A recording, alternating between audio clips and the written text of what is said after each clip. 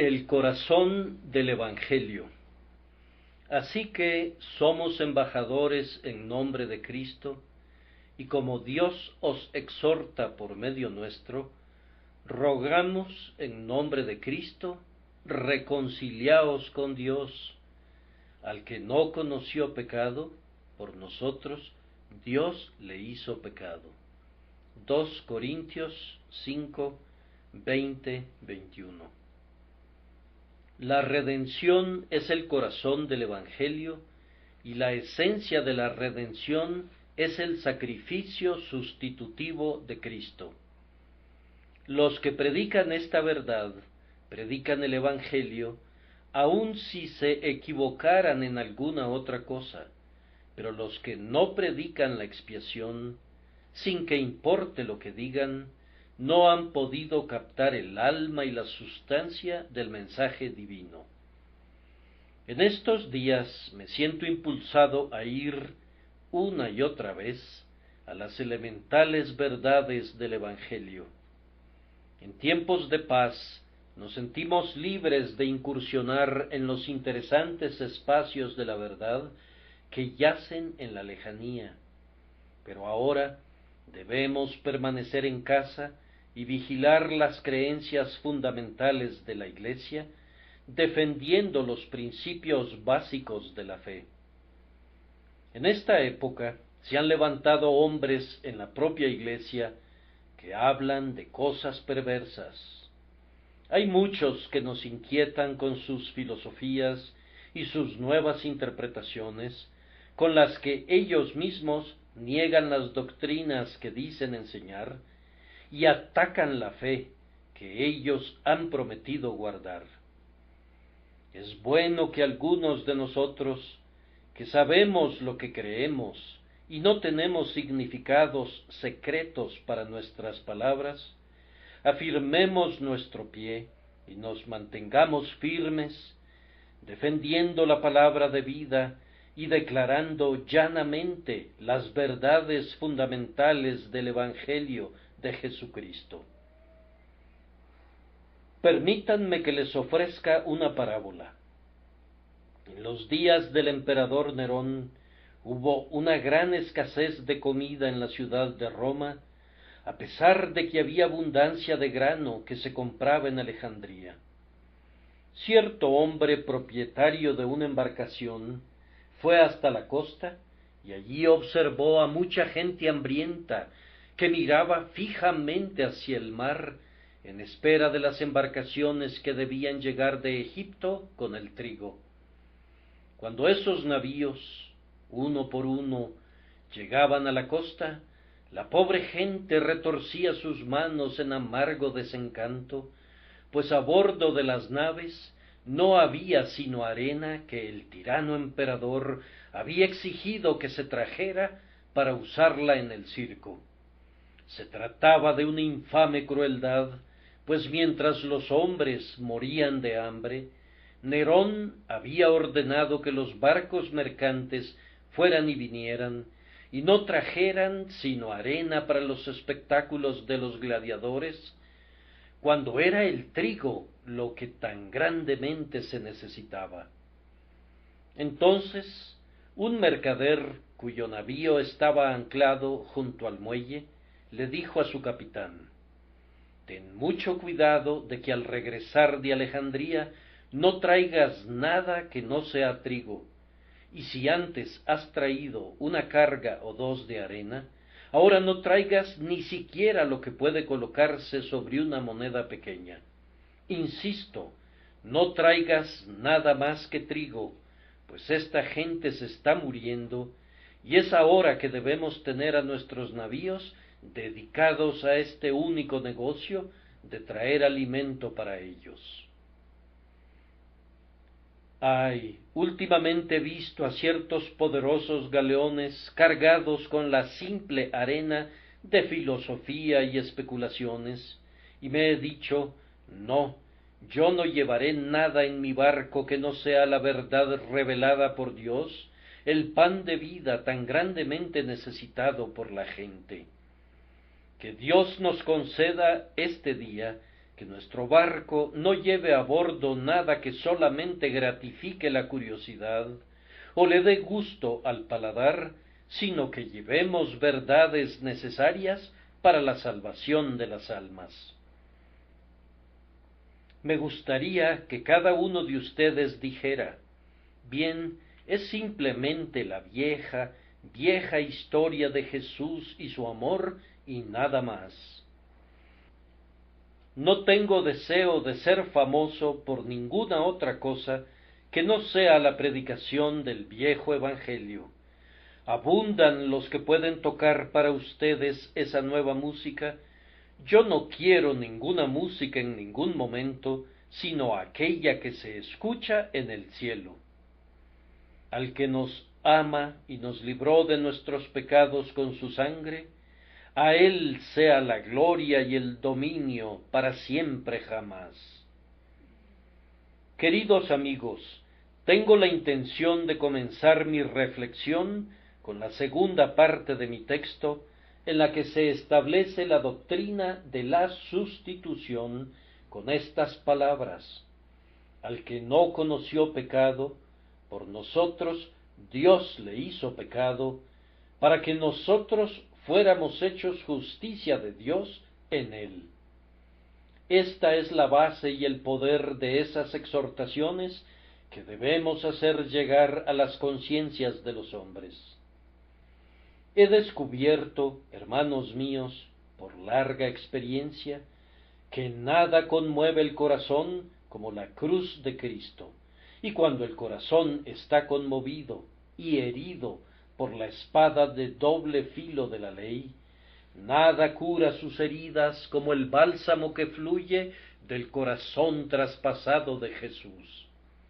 La cruz es vida para el que está muerto espiritualmente. Hay una vieja leyenda que tal vez no contenga una verdad literal en ella, pero que, si se considera como una parábola, se vuelve muy instructiva.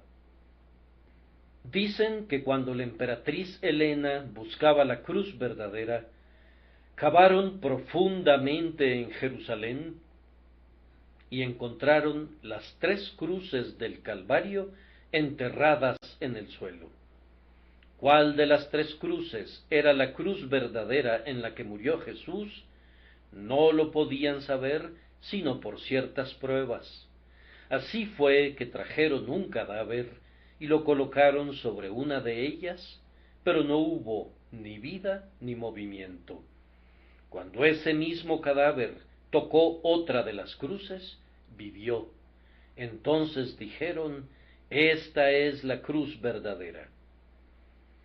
Cuando vemos hombres revividos, convertidos y santificados por la doctrina del sacrificio sustitutivo, podemos llegar justamente a la conclusión de que es la verdadera doctrina de la expiación. Yo no he conocido a hombres que puedan vivir en Dios y en la santidad, sino por la doctrina de la muerte de Cristo en sustitución del hombre. Corazones de piedra que nunca antes palpitaron con vida, han sido vueltos carne a través del Espíritu Santo, que les hace conocer esta verdad. Una ternura sagrada ha visitado a los obstinados cuando han oído de Jesús crucificado por ellos. A aquellos que han estado a la oscura puerta del infierno, cubiertos por la capa que tiene los 7 matices de la muerte, aún a ellos les ha brillado una gran luz. El relato del gran amante de las almas de los hombres, que se entregó para su salvación, está todavía en la mano del Espíritu Santo, la más grande de las fuerzas en el ámbito de la mente.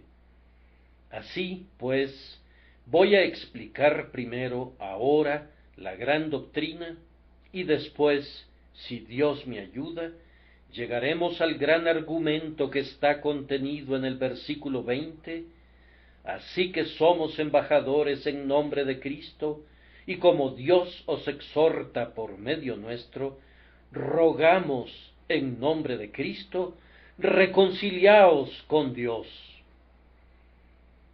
Primero, con toda la brevedad posible, hablaré acerca de la gran doctrina. La gran doctrina, la más grande de todas, es esta: Dios, al ver a los hombres perdidos por causa de su pecado, ha tomado ese pecado y lo ha puesto sobre su Hijo unigénito, haciéndolo pecado por nosotros, a Él que no conoció ningún pecado, y como consecuencia de esta transferencia del pecado, el que cree en Cristo Jesús es hecho justo y recto, sí, es hecho justicia de Dios en Cristo. Cristo fue hecho pecado para que los pecadores fueran hechos justicia. Esa es la doctrina de la sustitución de nuestro Señor Jesucristo a favor de los hombres culpables. Ahora consideremos quién fue hecho pecado por nosotros. La descripción de nuestro gran fiador que damos aquí es sobre un solo punto y es más que suficiente para nosotros en nuestra presente meditación. Nuestro sustituto era sin mancha, inocente y puro. Al que no conoció pecado, por nosotros Dios le hizo pecado. Cristo Jesús, el Hijo de Dios, se encarnó y fue hecho carne, y habitó aquí entre los hombres. Pero aunque fue hecho en apariencia de carne pecadora, él no conoció ningún pecado. Aunque el pecado le fue impuesto, no fue encontrado culpable. Él no podía ser un pecador. Él no tenía un conocimiento personal del pecado. A través de su vida entera nunca cometió una ofensa contra la gran ley de verdad y justicia. La ley estaba en su corazón, era su naturaleza ser santo. Él podía decirle a todo el mundo: ¿quién de vosotros me halla culpable de pecado? Aún el titubeante juez preguntó: pues, ¿qué mal ha hecho? Cuando toda Jerusalén fue presionada y sobornada para testificar en contra de él, no se pudo hallar ningún testigo. Fue necesario cambiar sus comentarios y torcer sus palabras antes de que sus encarnizados enemigos pudieran levantar un cargo en su contra. Su vida lo puso en contacto con ambas tablas de la ley, pero él no transgredió ni un solo mandamiento. Así como los judíos examinaban el cordero pascual antes de que lo sacrificaran, así los escribas y fariseos y los doctores de la ley y gobernantes y príncipes examinaron al Señor Jesús sin hallar ofensa en él, pues él era el Cordero de Dios sin mancha y sin contaminación. Así como no hubo pecado por comisión, no hubo tampoco en nuestro Señor ninguna falta por omisión. Probablemente, queridos hermanos, nosotros que somos creyentes, hemos sido capacitados por la gracia divina para escapar de la mayor parte de los pecados de comisión, pero yo, por mi parte, tengo que lamentarme diariamente por los pecados de omisión. Si tenemos gracias espirituales, no alcanzan el punto requerido de nosotros. Si hacemos lo que es justo en sí mismo, sin embargo, usualmente echamos a perder nuestro trabajo, ya sea en el motivo o en la manera de hacerlo, o por la complacencia con la que lo vemos cuando ya está hecho. Quedamos cortos de la gloria de Dios en alguna forma u otra. Olvidamos lo que debemos hacer, o, haciéndolo, somos culpables de tibieza, de seguridad en nosotros mismos, de incredulidad o de algún otro terrible error. No fue así con nuestro divino Redentor. No puedes decir que hubiera algún rasgo deficiente en su belleza perfecta. Él era completo en su corazón, en sus propósitos, en su pensamiento, en su palabra, en sus hechos, en su espíritu. No podrías agregar nada a la vida de Cristo sin que fuera manifiestamente superfluo. Enfáticamente hablando, era un hombre completo, como decimos en estos días. Su vida es un círculo perfecto, un compendio total de virtud. Ninguna perla se ha caído de la cadena de plata de su carácter. Ninguna virtud ha ensombrecido ni disminuido al resto. Todas las perfecciones se combinan en perfecta armonía para formar en él una perfección sin par. Nuestro Señor tampoco cometió ningún pecado de pensamiento. Su mente nunca generó un deseo malvado. No hubo nunca en el corazón de nuestro bendito Señor una atracción hacia ningún placer malo, ni ningún deseo de escapar de alguno de los sufrimientos o de la vergüenza que estarían involucrados en su misión. Cuando dijo: Padre mío, de ser posible, pase de mí esta copa, él nunca buscó evitar la poción amarga a costa del trabajo perfecto de su vida. La expresión de ser significaba si es consistente con la completa obediencia al Padre y la realización del propósito divino. Observemos la debilidad de su naturaleza horrorizada y la santidad de su naturaleza que resuelve y conquista cuando agrega: pero no sea como yo quiero, sino como tú. Él tomó sobre sí el parecido de la carne pecadora, pero aunque esa carne a menudo le ocasionaba cansancio en su cuerpo, nunca produjo en él la debilidad del pecado. Él tomó sobre sí nuestras enfermedades, pero nunca exhibió una enfermedad que tuviera un mínimo de culpa censurable ligada a ella. Nunca salió una mala mirada de aquellos benditos ojos. Sus labios nunca dejaron caer una palabra irreflexiva, nunca fueron sus pies hacia camino malo, ni esas manos se movieron hacia un hecho pecaminoso, porque su corazón estaba lleno de santidad y amor. Tanto por dentro como por fuera, nuestro Señor fue intachable. Sus deseos fueron tan perfectos como sus acciones.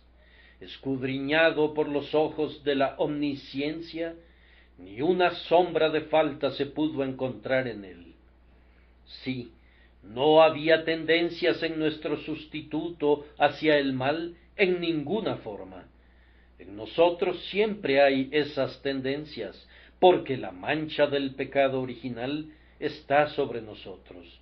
Tenemos que gobernarnos y mantenernos bajo límites severos, pues de otra forma nos precipitaríamos de cabeza a la destrucción. Nuestra naturaleza carnal ansía el mal y necesita ser sostenida de las riendas. Feliz es el hombre que puede dominarse a sí mismo. Pero con respecto a nuestro Señor, su naturaleza era ser puro y recto y amoroso. Todos sus dulces deseos fueron hacia la bondad. Su vida, sin ninguna restricción, era pura santidad. Él era el santo niño Jesús. El príncipe de este mundo no encontró en él combustible para la flama que deseaba encender.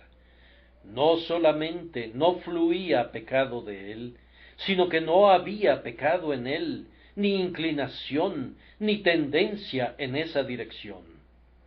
Obsérvenlo en secreto y lo encontrarán en oración. Vean dentro de su alma y lo encontrarán ansioso de hacer y sufrir según el deseo de su Padre. Oh, qué bendito carácter el de Cristo.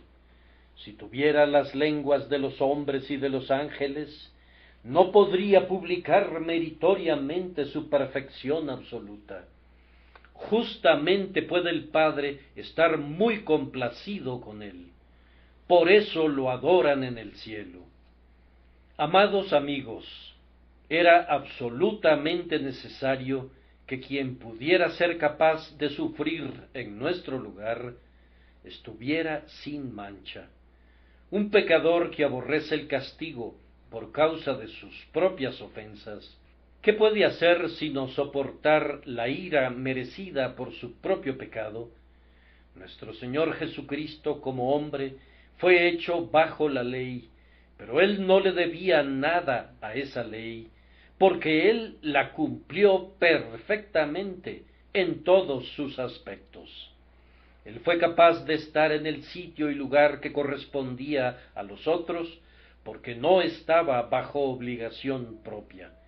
Él estaba obligado solamente hacia Dios, porque él se había comprometido voluntariamente para ser fiador y sacrificarse por aquellos que le entregó el Padre.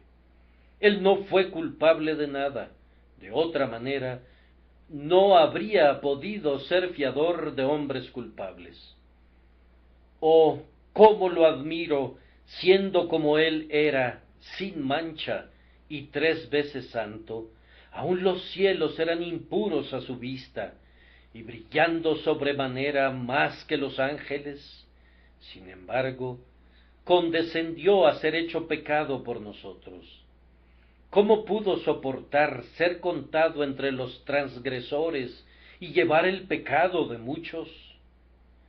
Tal vez no sea una desgracia para un hombre pecador vivir con pecadores, pero es una pesada tristeza para el demente pura vivir en compañía de infelices, abandonados y licenciosos. Qué abrumadora tristeza debe de haber sido para el puro y perfecto Cristo morar entre los hipócritas, los egoístas y los profanos. Y peor aún fue que él mismo tuviera que cargar con los pecados de esos hombres culpables. Su naturaleza sensitiva y delicada debe de haber evitado hasta la sombra de un pecado, y, sin embargo, lean las palabras y asómbrense. Al que no conoció pecado, por nosotros Dios le hizo pecado. Nuestro perfecto Señor y Maestro cargó con nuestros pecados en su propio cuerpo en la cruz. Él, ante quien el sol mismo palidece y el azul puro del cielo está manchado, fue hecho pecado. No necesito poner esto en finas palabras. El hecho es demasiado grande y no necesita ser engrandecido por el lenguaje humano. Dorar el oro refinado o engalanar al lirio sería absurdo, pero mucho más absurdo sería tratar de revestir con las flores del lenguaje las bellezas incomparables de la cruz. ¿Es suficiente decir en simples rimas? Oh, escuchen el grito penetrante. ¿Cuál puede ser su significado? Dios mío, oh, ¿por qué en tu ira me has desamparado? Oh, fue por nuestros pecados puestos en él por Dios, el que jamás había pecado, por los pecadores fue hecho pecado. Esto me lleva a la segunda parte del texto. ¿Qué fue hecho con él que no conocía pecado? Él fue hecho pecado. Es una maravillosa expresión. Entre más la ponderen, más se maravillarán por su singular fuerza. Sólo el Espíritu Santo podría originar un lenguaje así. Fue sabiduría del Divino Maestro el utilizar expresiones fuertes, porque, de otra manera, el pensamiento no hubiera penetrado en las mentes humanas. Aún hoy, a pesar del énfasis, de la claridad y de la definición del lenguaje usado aquí y en otras partes de la Escritura, se encuentran hombres lo suficientemente atrevidos como para negar que la sustitución se enseñe en la Escritura. Es inútil discutir con estos ingenios tan sutiles. Es claro que el lenguaje no tiene significado para ellos. Leer el capítulo 53 de Isaías y aceptar que está relacionado con el Mesías, para luego negar su sacrificio sustitutivo, es simplemente maldad. Sería vano razonar con tales seres. Están tan ciegos que si fueran transportados hacia el sol, no podrían ver. En la Iglesia y fuera de ella hay una mortal animosidad hacia esta verdad. El pensamiento moderno labora para alejarse de lo que es obviamente el significado del Espíritu Santo. El pecado fue quitado de los culpables para ser colocado sobre el inocente. El Señor ha puesto sobre él la iniquidad de todos nosotros. Este es un lenguaje que no puede ser más simple, pero si se requiriera uno más simple, aquí está. Por nosotros Dios le hizo pecado. El Señor Dios puso sobre Jesús, quien voluntariamente lo aceptó, todo el peso del pecado humano. En lugar de que descansara sobre el pecador que lo cometió, lo hizo descansar sobre Cristo, que no lo cometió, y la justicia que Jesús obró fue puesta en la cuenta del culpable, que no la había realizado, de manera que el culpable es considerado como justo. Aquellos que por naturaleza son culpables son considerados como justos, mientras que él, que por su naturaleza no conoció ningún pecado, fue tratado como culpable. Creo haber leído en docenas de libros que una transferencia así es imposible, pero eso no ha tenido efecto sobre mi mente. No me importa si para los doctos incrédulos sea imposible o no. Para Dios es evidentemente posible porque Él lo ha hecho. Pero ellos dicen que es contrario a la razón. No me importa eso tampoco. Puede ser contrario a la razón para esos incrédulos, pero no es contrario a la mía. Y si yo debo ser guiado por la razón, prefiero seguir la mía. La expiación es un milagro, y los milagros deben ser bien aceptados por la fe, más que medidos por el cálculo. Un hecho es el mejor de los argumentos. Es un hecho que Dios ha colocado sobre Jesús la iniquidad de todos nosotros. La revelación de Dios prueba ese hecho, y nuestra fe desafía el cuestionamiento humano.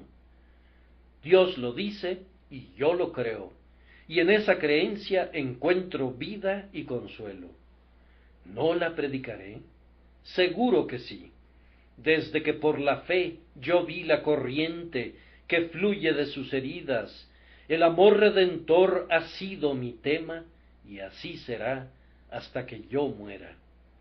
Cristo no fue culpable, y no podía ser hecho culpable, pero fue tratado como si lo fuera, porque él quería estar en el lugar del culpable. Sí, no solamente fue tratado como pecador, sino que fue tratado como si él hubiera sido pecado en lo abstracto. Esta es una expresión asombrosa. El que no pecó fue hecho pecado. El pecado oprimía a nuestro gran sustituto muy profundamente.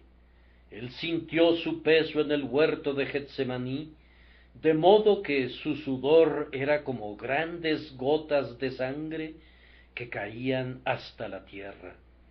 La presión completa de ello cayó sobre él cuando fue clavado en el árbol maldito. Allí, En horas de oscuridad, Él soportó infinitamente más de lo que podríamos decir. Sabemos que Él soportó la condenación de la boca del hombre, de manera que está escrito, Él fue contado entre los transgresores. Sabemos que Él soportó la vergüenza por nosotros. ¿No temblaron sus corazones al leer esto? Entonces ellos escupieron en su rostro. Fue una cruel afrenta realizada sobre su persona bendita. Esto, yo digo, nosotros lo sabemos. Sabemos que Él soportó innumerables penas de cuerpo y alma. Él tuvo sed. Él gritó en la agonía de la deserción. Él sangró. Él murió. Sabemos que Él entregó su alma hasta la muerte y entregó el espíritu.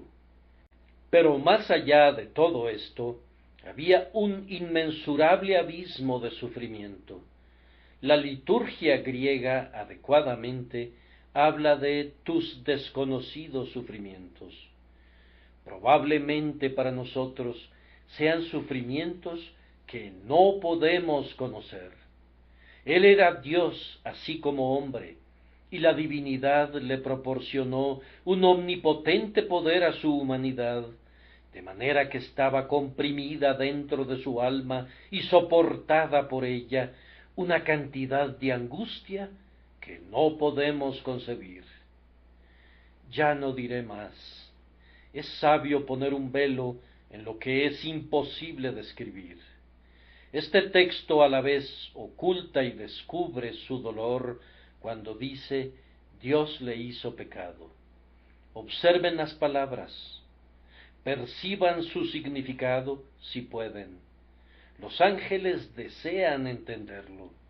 Observen este terrible cristal.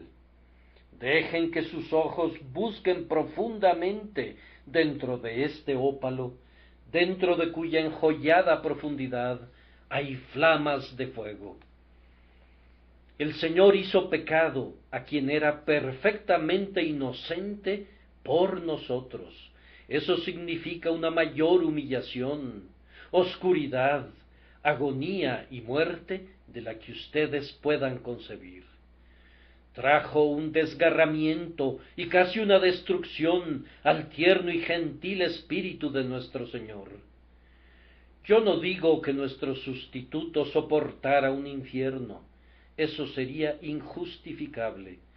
Yo no diré que Él soportó el castigo exacto por el pecado o un equivalente de él, pero sí digo que lo que Él soportó le proporcionó a la justicia de Dios una reivindicación de su ley más clara y más efectiva de lo que hubiera sido la condenación de los pecadores por los que Él murió. La cruz es, bajo muchos aspectos, una más plena revelación de la ira de Dios contra el pecado humano que aun el Tofet y el humo del tormento que sube eternamente. Quien quisiera conocer el odio de Dios hacia el pecado, debe ver al unigénito sangrando en su cuerpo y sangrando en su alma hasta la muerte. Debe deletrear cada palabra de mi texto y leer su significado más íntimo.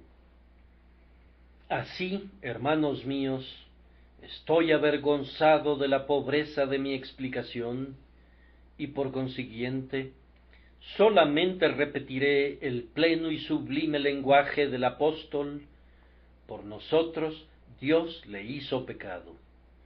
Es más, que Él quiso quebrantarlo y le hirió. Es más, que Dios lo ha abandonado. Es más, que el castigo que nos trajo paz fue sobre Él. Es la más sugestiva de todas las descripciones. Por nosotros Dios le hizo pecado. Oh profundidad de terror y sin embargo cumbre de amor. Entonces sigo adelante para observar, en tercer lugar, ¿quién lo hizo? El texto dice, por nosotros Dios le hizo pecado. Dios mismo fue quien designó a su querido Hijo para que fuera hecho pecado por los hombres culpables. Los sabios nos dicen que esta sustitución no puede ser justa. ¿Quién los hizo jueces de lo que es justo y recto? Yo les pregunto si en verdad ellos creen que Jesús sufrió y murió. Si ellos creen que sí, ¿cómo explican el hecho? Dicen que murió como un ejemplo. Entonces yo pregunto, ¿es justo que Dios permita que un ser sin pecado muera como un ejemplo? El hecho de la muerte de nuestro Señor es seguro y tiene que ser tomado en cuenta. La nuestra es la explicación más plena y más verdadera. En la designación del Señor Jesucristo para que fuera hecho pecado por nosotros, hubo, primero que nada, un despliegue de la soberanía divina. Dios hizo aquí lo que nadie sino Él podría haber hecho. No podría ser posible que todos nosotros juntos pudiéramos poner nuestros pecados sobre Cristo, pero fue posible para el gran juez de todos, que no da cuenta de sus actos, que determinara que así debía ser. Él es la fuente de la rectitud, y el ejercicio de su divina prerrogativa es siempre justicia incuestionable. Que el Señor Jesús, quien se ofreció como un fiador y sustituto voluntario, fuera aceptado como fiador y sustituto para el hombre culpable, se debió al poder del gran juez supremo. En su divina soberanía lo aceptó a él, y ante esa soberanía nos inclinamos. Si alguien lo cuestionara, nuestra única respuesta sería: antes que nada, oh hombre, ¿quién eres tú para que contradigas a Dios? La muerte de nuestro Señor también mostró la justicia divina. Le pareció bien a Él, como juez de todos, que el pecado no fuera perdonado sin el cobro del castigo que había tan justamente anticipado, o cualquier otra manifestación de justicia tal que pudiera reivindicar a la ley. Dicen que este no es el Dios de amor. Yo respondo, Él es el Dios de amor, primordialmente lo es. Si tuvieran en el estrado a un juez cuya naturaleza fuera pura bondad, le correspondería como juez ejecutar la justicia, pues de otra forma su bondad sería ridícula. Es más, su bondad para el criminal sería falta de bondad hacia toda la sociedad. No importa lo que pueda hacer personalmente el juez, él está oficialmente obligado a hacer justicia. Y el juez de toda la tierra no ha de hacer lo que es justo. Hablan de la paternidad de Dios.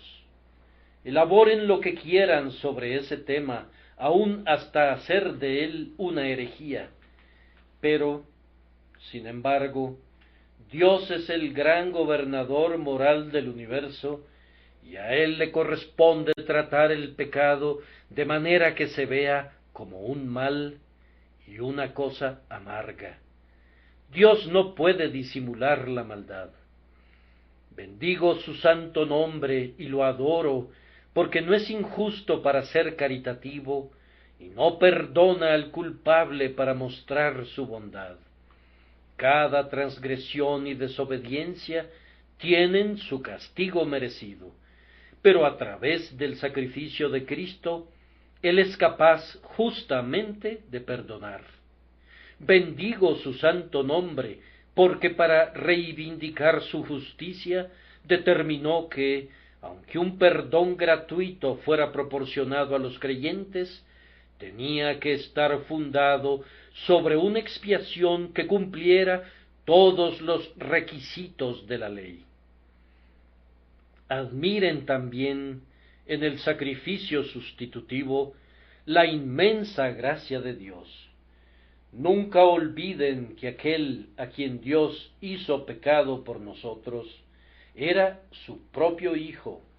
Sí, y más aún, era en algún sentido su propio ser, porque Él es uno con el Padre. Ustedes no pueden confundir a las personas, pero no pueden dividir la sustancia de la bendita Trinidad en su unidad. No pueden de tal manera dividir al Hijo de Dios de su Padre, como para olvidar que Dios estaba en él, reconciliando al mundo consigo mismo. Es el otro ser del Padre quien en forma humana en la cruz sangra y muere.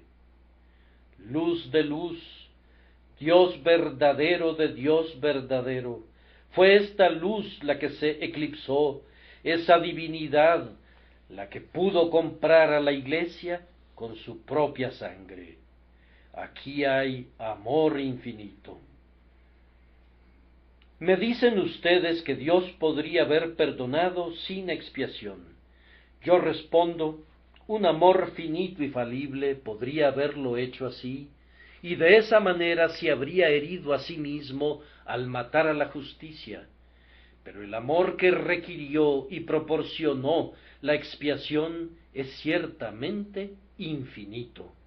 Dios mismo otorgó la expiación al darse libre y completamente a sí mismo en la persona de su Hijo para sufrir en consecuencia el pecado humano. Lo que quiero que vean es esto. Si alguna vez la mente de ustedes se perturbara acerca de lo correcto o apropiado de un sacrificio sustitutivo, pueden ustedes de inmediato resolver el problema si recuerdan que Dios mismo, al que no conoció pecado, por nosotros le hizo pecado. Si Dios lo hizo, está bien hecho. A mí no me preocupa defender un acto de Dios. Dejemos que el hombre que se atreva a acusar a su hacedor piense bien lo que hace. Si Dios mismo proporcionó el sacrificio, estén seguros de que Él lo aceptó. No puede hacerse ningún cuestionamiento acerca de ello, dado que Jehová lo hizo para castigar nuestras iniquidades en Él. Quien hizo que Cristo fuera hecho pecado por nosotros, sabía lo que hacía, y no nos corresponde a nosotros decir, ¿es esto correcto o no? El Dios 3 veces santo ha hecho esto, y debe ser correcto. Lo que satisface a Dios puede perfectamente satisfacernos a nosotros. Si Dios se complace con el sacrificio de Cristo, ¿no debemos nosotros estar más que complacidos? ¿No debemos sentirnos deleitados, encantados, en el paraíso por haber sido salvados por un sacrificio tal que Dios mismo designa, proporciona y acepta? Por nosotros le hizo pecado. El último punto es, ¿qué nos ocurre a nosotros a consecuencia de eso? Para que nosotros fuéramos hechos justicia de Dios en Él. Oh, este es un texto de peso. Ningún hombre lo puede agotar. No ha habido ningún teólogo, aun en los mejores tiempos de la teología, que pudiera haber llegado al fondo de esta afirmación. Cada hombre que cree en Jesús es hecho justo delante de Dios, debido a que Cristo ha cargado con su pecado. Somos justos por la fe en Cristo Jesús, justificados por la fe. Más que esto, no sólo se nos da el carácter de justos, sino que somos convertidos en la sustancia llamada justicia. No puedo explicar esto, pero no es un asunto pequeño. No significa una cosa poco considerable cuando se nos dice hechos justicia. Es más, no sólo somos hechos justicia, sino que somos hechos justicia de Dios. Aquí hay un gran misterio. La justicia que tenía Adán en el jardín era perfecta, pero era la justicia del hombre. La nuestra es la justicia de Dios. La justicia humana falló, pero el creyente tiene una justicia divina que nunca puede fallar. No sólo la tiene, sino que Él es la justicia. Él es hecho la justicia de Dios en Cristo. Podemos cantar ahora, vestido con la vestimenta de mi Salvador, santo como el santo. Cuán aceptables para Dios deben ser aquellos que son hechos por Dios mismo, la justicia de Dios en él. Yo no puedo concebir nada más completo. Así como Cristo fue hecho pecado, y sin embargo nunca pecó, así somos hechos justicia, aunque no podemos afirmar el haber sido justos en y por nosotros mismos. Pecadores como somos, y forzados a confesarlo con dolor, aun así el Señor nos cubre tan completamente con la justicia de Cristo, que sólo su justicia se ve, y somos hechos la justicia de Dios en Él. Esto es verdad para todos los santos, todos los que creen en su nombre.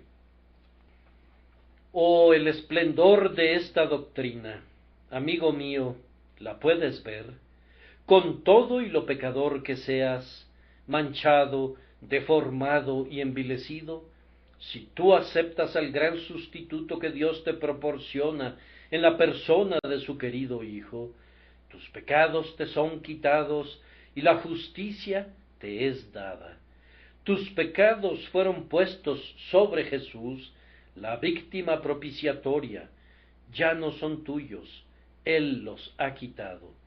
Podría decir que su justicia se atribuye a ti, pero voy más allá y digo con el texto, tú eres hecho la justicia de Dios en Él. Ninguna doctrina puede ser más dulce que esta para aquellos que sienten el peso del pecado y están abrumados por su maldición.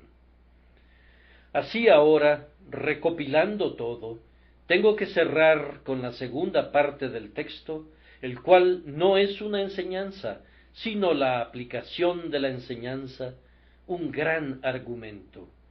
Así que somos embajadores en nombre de Cristo, y como Dios os exhorta por medio nuestro, rogamos en nombre de Cristo, reconciliaos con Dios. Oh, que mis labios tuvieran el lenguaje, o que mi corazón pudiera hablar sin ellos. Mi alegato sería con cada alma no convertida, incrédula, que se encuentre en este lugar, y rogaría como si fuera por mi vida. Amigo, estás enemistado con Dios, y Dios está airado contigo, pero está presto para la reconciliación. Él ha hecho un camino por el que puedes convertirte en su amigo, una costosa vía para él mismo, pero sin costo para ti. Él no puede renunciar a su justicia y de esa manera destruir el honor de su propio carácter. Pero él renunció a su Hijo, su unigénito y su bien amado, y ese Hijo suyo ha sido hecho pecado por nosotros, aunque él no conoció pecado. Ve cómo Dios sale a tu encuentro. Observa cuán deseoso, cuán ansioso está de que haya reconciliación entre Él mismo y los hombres culpables. Oh señores, si no son salvos, no es porque Dios no pueda o no quiera salvarlos, es porque ustedes rehúsan aceptar su misericordia en Cristo. Si hay alguna diferencia hoy entre ustedes y Dios, no es por falta de bondad de su parte, es por falta de buena voluntad de ustedes. El peso de la ruina debe estar en las propias puertas de ustedes, la sangre de ustedes en sus vestidos. Ahora observen lo que tenemos que decirles hoy. Estamos ansiosos de que estén en paz con Dios, y por consiguiente actuamos como embajadores de Cristo. No voy a enfatizar en el oficio de embajador como algo honorable o de autoridad, porque no siento que esto tenga peso ante ustedes, pero enfatizaré con todo mi esfuerzo sobre la paz que nosotros les traeríamos a ustedes. Dios me ha reconciliado con él mismo, y qué no daría porque ustedes también se reconciliaran. Antes no lo conocía, ni me preocupaba por él. Vivía bastante bien sin él, y me divertía con tonterías como para olvidarlo. Pero me atrajo para que buscara su rostro, y buscando su rostro lo encontré. Él ha borrado mis pecados y removido mi enemistad. Yo sé que soy su siervo, y que Él es mi amigo, mi Padre, mi todo. Y ahora no puedo dejar de intentar, a mi pobre manera, ser un embajador suyo ante ustedes. No me gusta que alguno de ustedes pueda vivir enemistado con mi Padre que lo hizo, y que ustedes puedan provocarlo sin motivo, prefiriendo el mal al bien. ¿Por qué no estar en paz con quien tanto quiere estar en paz con ustedes? ¿Por qué no amar al Dios de amor y deleitarse en Él que es tan bondadoso con ustedes? Lo que ha hecho Él por mí, también está completamente deseoso de hacerlo por ustedes. Él es un Dios que está listo para el perdón. He predicado su evangelio ya por muchos años, pero nunca me encontré con un pecador que Cristo rehusara limpiar cuando llegaba a él. Nunca supe de un solo caso de un hombre que confiara en Jesús y pidiera su perdón, confesando y abandonando su pecado, que fuera rechazado. Yo digo que nunca conocí a ningún hombre a quien Jesús rechazara, ni nunca lo haré. He hablado con rameras a las que Él ha llevado a la pureza, y con borrachos a quienes Él ha librado de su mal hábito, y con hombres culpables de atroces pecados que han llegado a ser puros y castos por medio de la gracia de nuestro Señor Jesús. Ellos siempre me han contado la misma historia. Busqué al Señor y me escuchó. Me ha lavado con su sangre y estoy más blanco que la nieve. ¿Por qué no pueden ustedes ser salvos igual que ellos? Querido amigo, tal vez tú nunca has pensado en este asunto, y esta mañana no viniste aquí con ninguna idea de pensar en ello. Pero, ¿por qué no podrías comenzar? Viniste solo a escuchar a un predicador muy conocido. Te pido que te olvides del predicador y pienses solamente en ti mismo, en tu Dios y tu Salvador. No está bien que vivas sin un pensamiento para tu Hacedor. Olvidarlo es despreciarlo. No está bien que rechaces la gran expiación. La rechazas si tú no la aceptas de inmediato. No está bien que tú te pongas contra tu Dios y tú permaneces en contra de Él si no te reconcilias con Él. Por eso, humildemente hago el papel de embajador de Cristo y te imploro que creas en Él y vivas. Observen que el texto dice: somos embajadores en nombre de Cristo, y como Dios os exhorta por medio nuestro. Este pensamiento me asombra. Cuando vine esta mañana, sentí como si pudiera ocultar mi cabeza entre mis manos y llorar cuando pensé en Dios suplicándole a alguien. Él habla y eso se hace. Miríadas de ángeles se sienten felices de volar a su mandato, y sin embargo, el hombre ha llegado a ser tan enemigo de Dios que no quiere ser reconciliado con Él. A Dios le gustaría serlo su amigo y derrama la sangre de su querido Hijo para cimentar esa amistad, pero el hombre no la quiere. Vean al gran Dios exhortando a su criatura obstinada, a su insensata criatura. En esto siento una compasión reverente por Dios. ¿Debe él exhortar a un rebelde para que quiera ser perdonado? ¿Oyen ustedes eso? ¿Los ángeles oyen eso? Él, que es Rey de Reyes, oculta su soberanía y se inclina para exhortar a su criatura a reconciliarse con él. No me maravilla que algunos de mis hermanos retrocedan ante tal idea y no puedan creerlo. Parece que no glorifica al Dios glorioso. Sin embargo, mi texto lo dice y debe de ser verdadero. Y como Dios os exhorta por medio nuestro, esto hace que la predicación sea un trabajo terrible. ¿No es así? Yo debo exhortarlos como si Dios les hablara a través de mí, viéndolos a través de estos ojos y extendiendo sus manos a través de estas manos. Él dice: todo el día extendí mis manos a un pueblo desobediente y rebelde.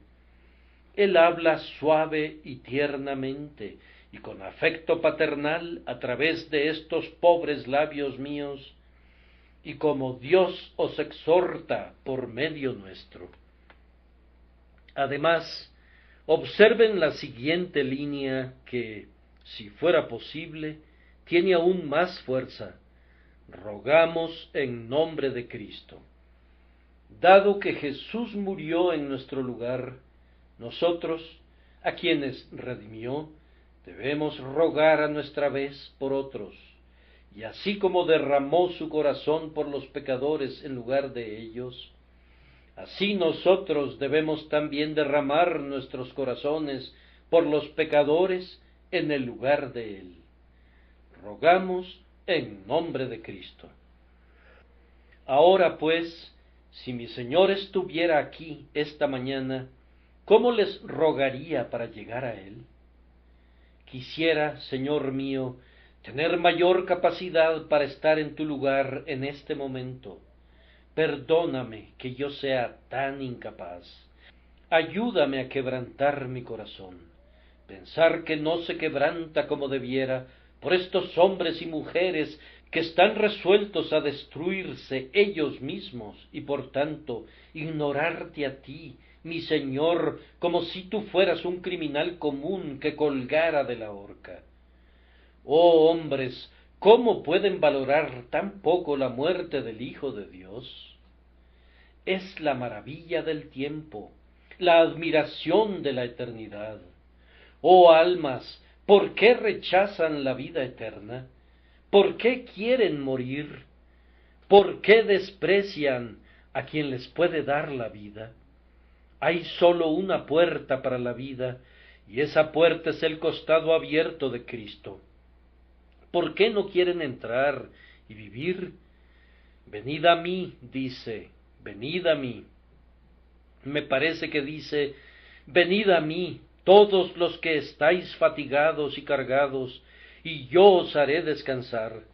Llevad mi yugo sobre vosotros, y aprended de mí, que soy manso y humilde de corazón, y hallaréis descanso para vuestras almas. Creo verlo en ese último día, ese gran día de la fiesta, de pie y exclamando: si alguno tiene sed, venga a mí y beba. Lo oigo declarar dulcemente, y al que a mí viene, jamás lo echaré fuera. Yo no soy el adecuado para exhortarlos en lugar de Cristo, pero los exhorto con todo mi corazón. Ustedes que oyen mi voz de domingo a domingo, vengan y acepten el gran sacrificio y reconcíliense con Dios. Ustedes que sólo me oyen por esta vez, quisiera que se fueran con esta frase en sus oídos: reconciliaos con Dios. No tengo nada bonito que decirles. Yo tengo que declarar solamente que Dios ha preparado una propiciación y que ahora les ruega a los pecadores a venir a Jesús para que a través de él puedan ser reconciliados con Dios. Nosotros no los exhortamos a un esfuerzo imposible. No les pedimos que hagan alguna cosa grandiosa. No les pedimos dinero o precio, ni exigimos de ustedes años de un sentimiento miserable, sino sólo esto: reconcíliense. No es tanto que se reconcilien con ustedes mismos, sino reconciliaos con Dios. Entréguense a Él, que con cuerdas humanas los atrajo, con vínculos de amor, porque fue entregado por ustedes. Su espíritu lucha contigo, cede a su lucha. Ustedes saben que un hombre luchó con Jacob hasta el amanecer. Dejen que ese hombre, ese Dios hombre, les venza. Sométanse, cedan al apretón de esas manos que fueron clavadas en la cruz por ustedes. ¿No quieren rendirse con su mejor amigo? Es el mismo que te abraza ahora y te presenta un corazón que fue traspasado por la lanza por ti. Oh, cede, cede, hombre. ¿No sientes una suavidad que se insinúa sobre ti? No hagas de acero tu corazón contra ella. Él dice, con un tono muy calmado y dulce: si oís hoy su voz, no endurezcáis vuestros corazones. Crean y vivan. Renuncia al terrible enemigo que te ha tenido preso en sus garras. Huye para salvar tu vida, no veas detrás de ti, no permanezcas en la llanura, sino vuela hacia donde veas la puerta abierta de la casa de tu grandioso Padre. A la entrada, el sangrante Salvador te espera para recibirte y para decirte: yo fui hecho pecado por ti, y tú eres hecho la justicia de Dios en mí. Padre, atráelos. Padre, atráelos. Espíritu eterno, atráelos por medio de tu Hijo Jesucristo. Amén.